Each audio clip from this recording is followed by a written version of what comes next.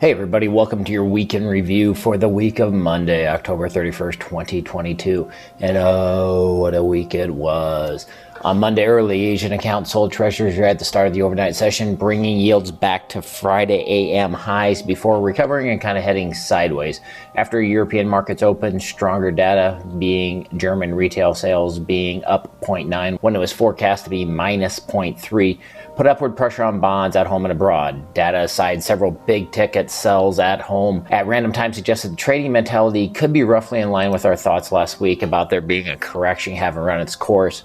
This leaves us down 39 basis points early in the morning, and stocks were down 34.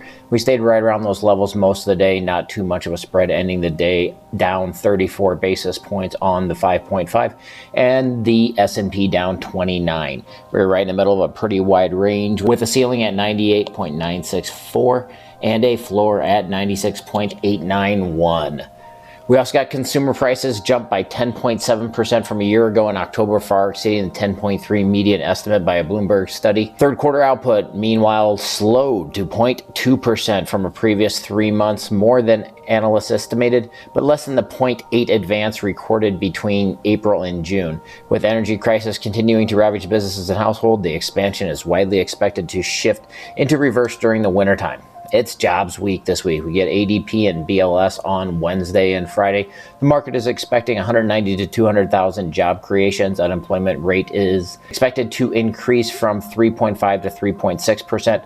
Apartment List came out with data showing that national rents fell 0.7% in October, which leads to now a 5.9% year over year change versus 18% last year. So rents are moderating a bit, still up, but not as much as it was before. The rate of increase has slowed. Upcoming week, we'll get a lot of market moving events. The biggest event is the FOMC meeting on Tuesday and Wednesday, with the Fed Fund futures handicapped an 86% chance of 75 basis point hike, 14% chance of 50 basis points.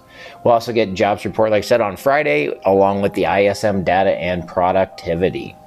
With inflation running over 8%, the current Fed funds rate upper bound is a relatively minuscule 3.25.